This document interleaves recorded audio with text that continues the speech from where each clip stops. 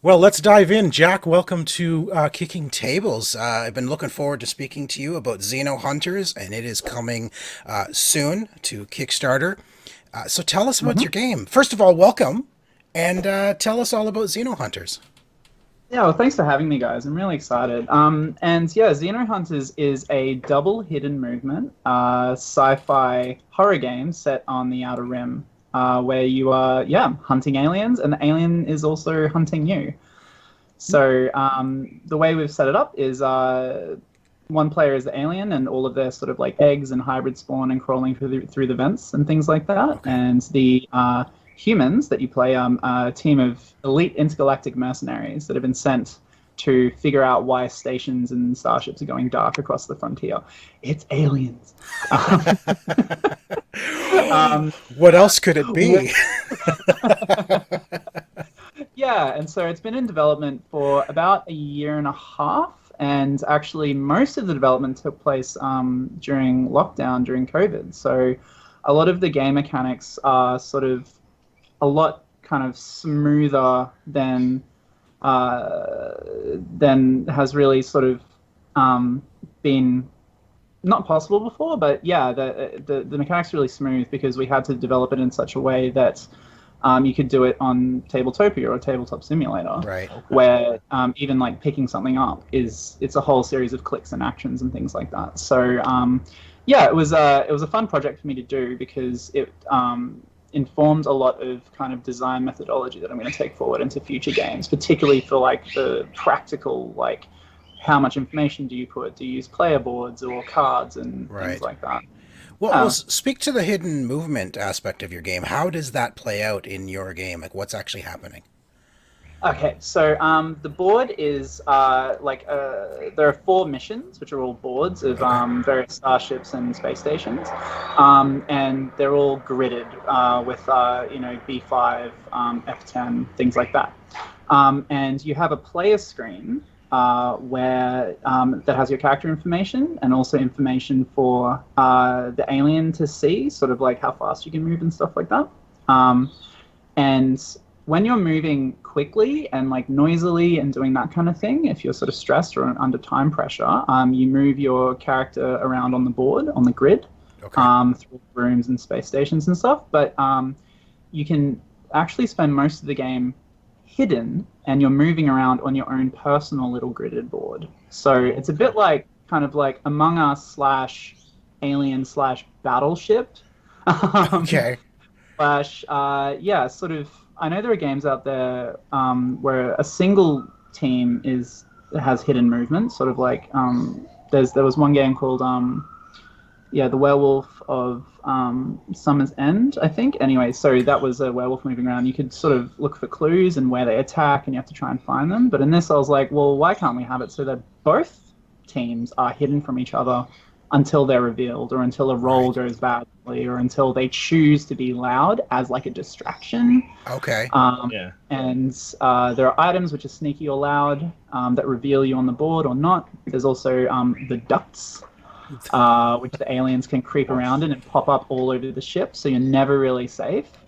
And the humans can only get in there. There's a special card called Medical Jelly. And remember in The Simpsons when groundskeeper Willie like lubes himself up with the Yeah. drill or whatever, and Yes. then the cape and slips into the vent. That's what you do with the medical jelly. So you can like go in there and like use that, but then if the alien finds you, you'll like both pop up in the vents, and it's yeah, it's fun. It's a lot of like sneaking around. You end up leaving clues because you're interacting with certain objects or picking up items, and the alien player can see that. And when the alien lays an egg, the humans can see what that egg is, and so yeah, it's we're getting some reviews in the reviews that we've been getting back. One reviewer from Nerds Garage said like it's a very thinky game, Mm, then with moments of like really cool action and like that's awesome. trying to trick each other and mislead and things like that. Well, how So do you yeah, prevent people from cheating, I guess? Lying, Like, yeah, basically. from lying. How do you, like, you really have to trust that what they're doing behind their shields on their yeah. own personal board is Mm. right. Like, how do you ensure stuff Uh, like that? Well, I think it's sort of like in games like June, the board game, or Guildmaster, which is another Australian one published by Good Games, where and anytime anyone has a secret things, I think it's down to the people that you play with, It's just really. trust. And that sort of gets into the philosophy of board games, like can you trust that people are like if you say like do you have this card, you need to give it to me, in any game, they could Yeah. just be like no, and they've cheated. And Yeah. so I think there's no like check and balance in terms of are they literally where they say they are. Right. If they do really really exceptionally well, you can be like wait a second.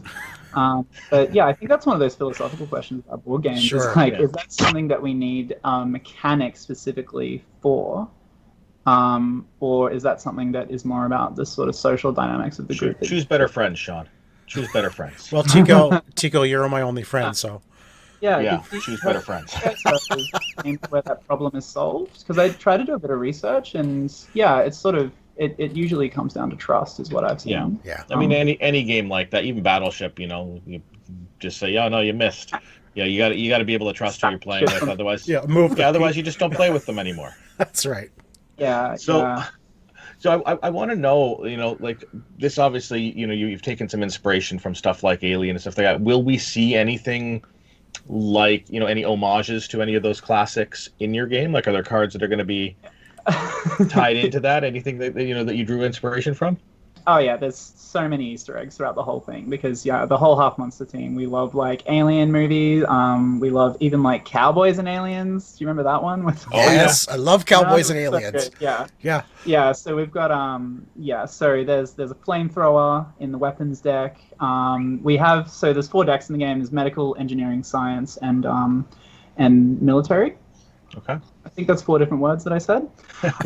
Yeah, we're taking inspiration from everywhere. Like even the Alien game where you played Ripley's daughter on the Sevastopol station, there were these things that you could do like door seals. So I was like, that's awesome. So you can actually pop out of hiding and use a door seal, and it goes like and like clamps, and the alien might be charging at you, and you slam, and it's awesome. But You have a sound effect in the game, like a little sound button that you can just press. yeah. We're gonna have an app, and it's just my mouth sounds being like. Nice. You should absolutely do that 100%. People would love Yeah. that. Yeah, we actually the Wilhelm scream from Star Wars. Yes. Perfect. Yep. We have the Kickstarter video is up on both the Kickstarter page and on YouTube. Xenohunters Kickstarter. Your video is phenomenal. I will tell you. Yeah, there are some mouth sounds in there because I was like, I cannot find the right sound. So it's like or something when it comes out of the egg. You've got a wonderful mix of fictional storytelling as well as showing the board game itself. It's a wonderful video, and honestly, it's one of the best I've seen. Yeah. Oh, thank you. Oh, good. Yeah, because I was because we don't have like a mammoth budget. We filmed in a laser force, which was the Nice. most sci-fi place we could find. Sure. Yeah, but trying to get that line between something that's really entertaining just to watch, but also that shows the gameplay. It really was. That was what was fantastic really about it. Yeah. Yeah, thank you. It And, held what I the wanted to do interest. was, like, oh, good. What I wanted to do was make it feel like these people are jumping into the game. Yeah. That's really sort of what the way I like to design games is there's a really strong theme, you know who you are, and you're like an element in the world of the game. Right. So, like with Trust Me, I'm a Superhero, like the people came into the table, picked up the cards, and then they were the goofy superheroes. So, yeah, I'm glad it's working and you like it. Yeah, it was fantastic. Now, let's talk about the player count, because it's 2 to 4 players, is that correct? 2 to 5 players? 2 to 5 players, and one Yeah, of the players is an alien. But how does Yeah. that work with only, say, 2 players? What's So, the dynamic there? So we've written in a couple of rules for it. If you're experienced, you can just play all 4 characters straight Okay. away. But we've had some other comments about like, for people, especially if they're like a 2-person review team, when they play, they're like, well, it was just like a lot to try and manage at once. Since like through feedback, we've added in an element where you can actually wake up your mercenaries from cryosleep 1 turn at a time. Okay. So that essentially means the first turn you're playing with 1 person, to just get out and start scouting and figure out what you're doing. Then the second turn you have 2 people, and then 3 people, and then 4 people. So that's how we tried to like pace it out. Okay.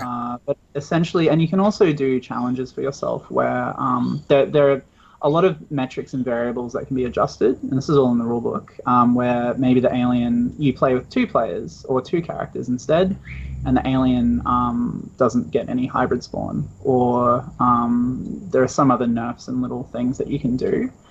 It's really down to the choice of the players, but it's definitely one of those games where 3 or more is really awesome because you get those social dynamics of trying to steal and conceal information, but share information between humans.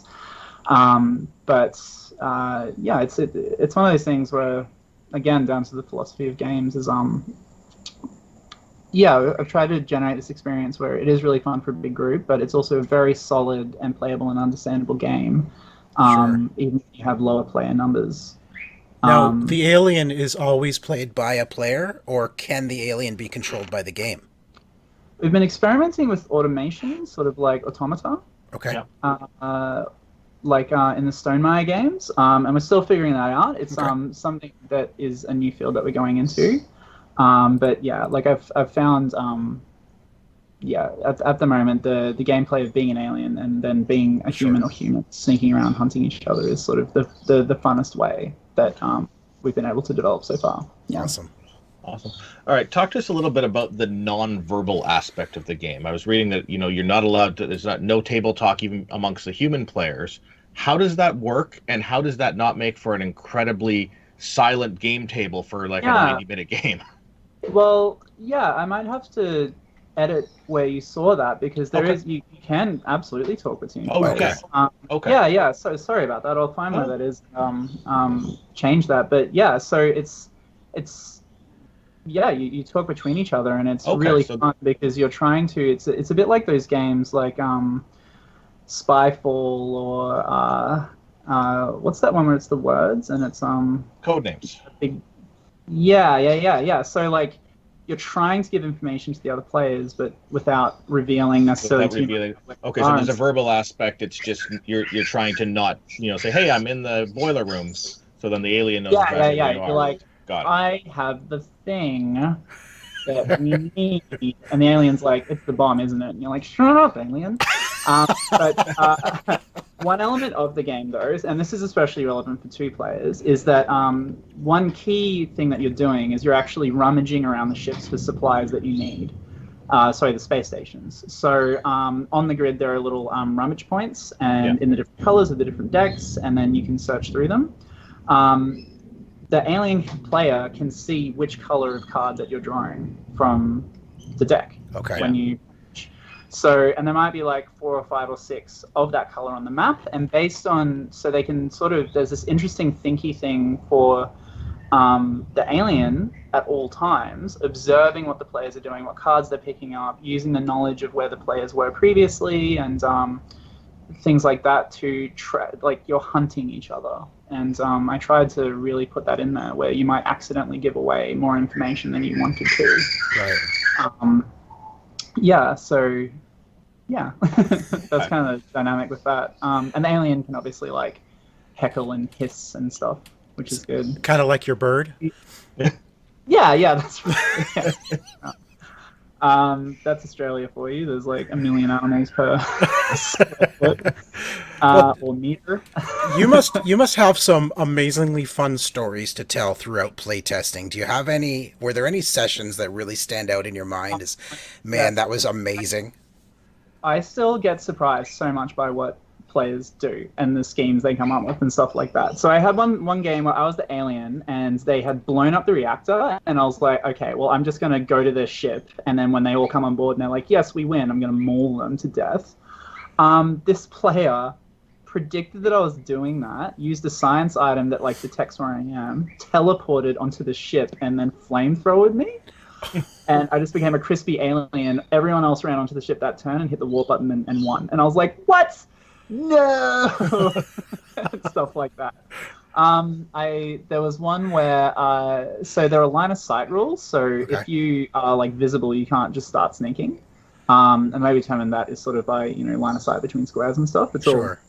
It's pretty intuitive once you get into it. But this one player who was the alien was like, oh well, guess what? I'm just going to put my little hybrid spawn at every intersection, so that there is nowhere that you can hide or start sneaking from. So that turned out from like a real stealth mission into instantly we all had to run and grab weapons and like start getting stim injectors to give us extra actions and just like go balls to the wall trying to eliminate all the aliens and things like that. So the moments that I really like though are where you think that you've tricked someone but turns out they've tricked you. Oh, So, wow. Okay. yeah, sort of being like, ooh, so you thought I was over there, and now I'm hiding and rummaging through this thing. And then suddenly the player will be like, well, actually, I sensed you were there, and now I attack you with all 6 of my arms, and you just get torn apart. So that's fun. Oh, Oh, that wow. sounds so much fun. Yeah. All right. So tell us a little bit about your campaign. Do you have some stretch goals planned? Expansions possibly? Yeah, absolutely. So the current sort of stretch goals that we have are the Exodus Choose Your Own Adventure game is like the first one. Awesome. So set in the world, I think it's a $10 jump, and you get the nice little kind of decker cards and stuff like that. So that's really exciting because that's a story series that I've had like on the back burner for a Okay. while. But I was just like, oh my god, this will be perfect, and I'll like add so much to it. There's all these little clues about the origins of the aliens and things like that in there. And then we have one of the stretch goals is to add more missions to the game. So that's quite a high one because the boards are double-sided, like huge boards with a mission on either side. But I think at about 20,000 we can add another one. Oh, So wow. 2 more missions that continue Awesome. the story. And then I think 30,000 Australian we can add another 2 missions. So, and if we do really well, there's also plans for a 5th character. So right now you have a soldier, an engineer, a scientist, and a medic. But I thought it'd be cool to have a cyberneticist. Nice. Okay. Actually, their entire deck is just like grafting stuff onto other players that like increase your speed or allow you to have like a gun arm or like you can sneak into the vents by default and things Nice. like that. Nice. And we're also one of the first stretch goals is we want to add a narrative deck Oh, of Okay. micro missions. So right now, each of the boards is a stage in the story. So you go from first finding out that the aliens are there. You don't have a lot of equipment. Then the second mission is you've like tracked from the abandoned ship to a shipyard, and like you're trying to investigate like where did this all originate from. And then the third one is on a science station, like a military black site. If that okay. makes sense, Yep. or like dark site. Then the final one is like a big all-out homeworld defense game where there isn't even a button to walk away. Like you have to destroy the aliens. Oh, nice. Space station. Yeah. This is So the it's got a final sort of- showdown. yeah, that's right. And all of the characters have, like a backstory as part of their player board. And we've really tried to integrate the story and weave it in, like why these 4 women are mercenaries fighting aliens on the frontier. Well, I noticed that not only that, but your ship gets bigger with each mission. Yeah, that's right. Yeah. So in a way, the area where you can't hide gets bigger and bigger. That's right. Each mission. So yeah, as you get better equipped. But yeah, the narrative deck would essentially be three or 4 optional objectives for each mission for each character, including the alien. Oh, okay. If you go to that space, and sometimes you need to take a certain item there, or you might need to just get there, you'll essentially be able to turn that card over. And it has like a narrative kind of section. It'll be like some dialogue, it'll be a description or an image or things like that that will flesh out the world of the game more and Nice. also give you a bonus item. It sounds like you're really building a world of Xenohunters here. What are your plans after Kickstarter? After you fulfill, are people going to be able to buy this from you directly? Is this a Kickstarter exclusive? Are you hoping to do more in this world? Well, absolutely, yeah, yes to all. So except the Check, exclusive check, Kickstarter part. check. So we're currently distributed through the major Australian distributors, VR and Big Play and stuff, and we also sell direct to stores and direct to customers all around the world. And there's a gaming store in Nevada, Nice. Las Vegas, called the Gaming Goat. That is Nevada. Who Yeah. has a bunch of our stuff. Yeah, so yeah, like we're in there, and we're absolutely wanting to just keep going and running with this. And if people really like it, we'll sort of get all over the world. And on the box Just don't itself, sell the movie rights too quickly. yeah, that's right. On the on the box itself, at the top, there's actually a little section which says setting, Dark Frontier, region, Outer Rim, and Era before the fall, because I love making interconnected worlds in games. Nice. And so I have a whole bunch of other ones good to go. A series ready to go. Yeah, and they're all different games as well. So Nice. there's one called Morvenin, which is like a post-apocalyptic, like sci-fi fantasy blend RPG where you build kingdoms and your power comes from like how many towns and settlements you've made, and you fight giant monsters on this planet after the fall. There's one called Orbital Empire, where you actually have planets moving around a system, and then you have all these different ship types, and you are trying to capture all the planets and destroy the enemy motherships, but the planets are moving and your objectives are constantly drifting around. So it's like chess if like the board was swirling constantly. Oh, wow. Very cool. It's Very cool. Yeah, so I've got a few ready to go. Awesome. Hopefully this goes well and people like the universe and we can just keep expanding on it. Yeah, that sounds amazing. But first, let's get Xenohunters funded. It comes to Kickstarter very, very soon. We have a link in the show notes down below, so be sure to click that, click the follow or be notified button because it's coming late March, early April. We don't have exact date quite yet, but Jack, thank you so much for joining us. The game sounds so much fun. I can't wait to see it. And it's up on Tabletopia at the moment as well with the full rule set. So yeah, awesome. Go check it out. Anyone watching could have a go. Yeah. Well, good luck with the campaign, and thanks for joining us. Thank you very much, guys. Thank you so much for watching. This has been Jack from Half Monster Games. Please check out our latest Kickstarter, Xenohunters, and also subscribe to OMG Nexus. And please do it before this alien comes and gets me, because there's not a lot of time.